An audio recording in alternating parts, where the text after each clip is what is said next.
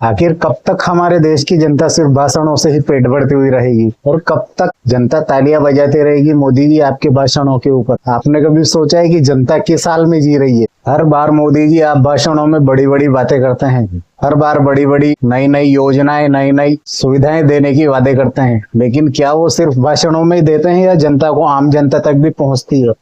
आपने कभी आम जनता के बीच में कोई भी बदलाव महसूस किया है अभी तक?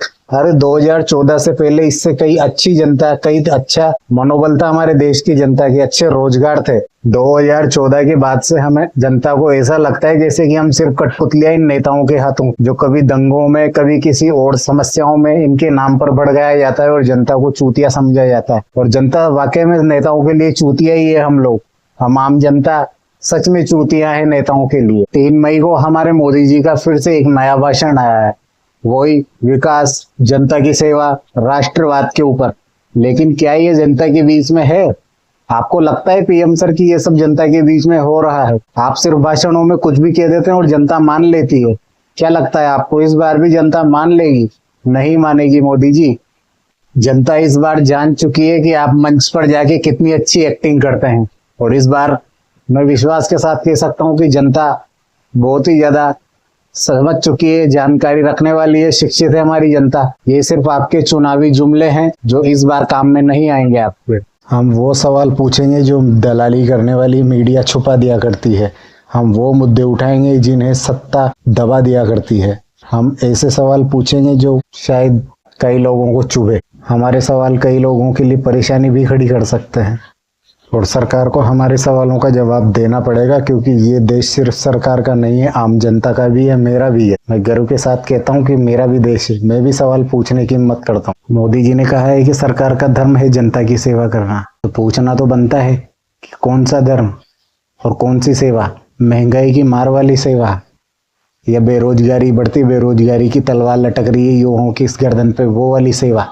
कौन सी सेवा की बात कर रहे हो मोदी जी? पहले ये तो जवाब दो। शिक्षा, हर साल पढ़ाइयों में स्कैम होते हैं, पेपर लीक होते हैं, वो वाली सेवा?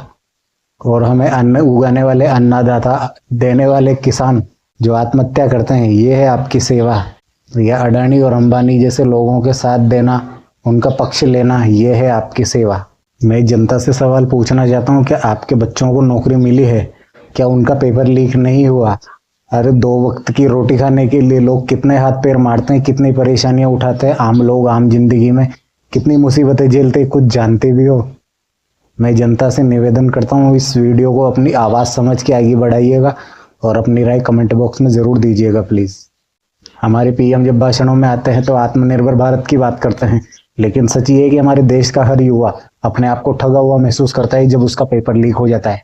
अपने आप को ठगा हुआ महसूस करता है जब युवा पढ़ने लिखने के बाद में उसे नौकरी नहीं मिलती और वो अपने माता पिता को कोई जवाब नहीं दे पाता, तो वो अपने आप को बहुत ही निर्लज और शर्मनाक पल होता है उस युवा के लिए, जो कि बहुत ही दर्दनाक होता है हर इंसान के लिए, कि इतने साल 20-25 साल 30 साल पढ़ाई करने के बाद भी उसे एक अच्छी नौकरी नहीं मिल सकी। ये वो अपने आप को दुर्भाग्य समझता है।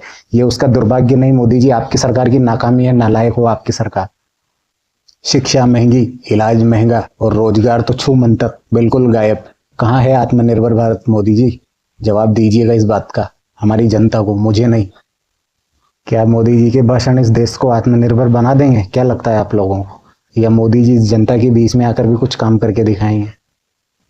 पिछले 75 सालों के विकास पर हम जनता को गर्व है, लेकिन पिछले 10 वर्षों में हमने क्या खोया है और क्या पाया है? रोजगार का बाजार सूना पड़ा हुआ है, युवा भटक रहे हैं। कई युवा पढ़े लिखने के बाद होने के बाद भी मजदूरी करते हैं, 10-15 हज़ार की नौकरी कर रहे हैं, जिससे ज़्यादा तो उन्होंने कोचिंग की ट्यूशन की फीस भर दिया करते थे वो युवा, उससे आधी कीमत पर वो नौकरियां कर रहे हैं। ये है मोदी जी आपकी विकास। क्या जनता मानती है कि भारत में विकास हुआ है पिछले बीते 10 वर्षों में, या सिर्फ प्रचार ही हो रहा है? आपको जो भी लग रहा हो कमेंट में ज़रूर बताइएगा इस वीडियो में, और इस वीडियो को शेयर ज़रूर करिएगा प्लीज़। नफरत का बाजार फैला है पिछले 10 वर्षों में, बीजेपी सरकार जब से आई है 2014 के बाद से। यही सच है सिर्फ मोदी जी का और इनकी सरकार का। सिर्फ और सिर्फ नफरत का बाजार, बेरोजगारी, महंगाई।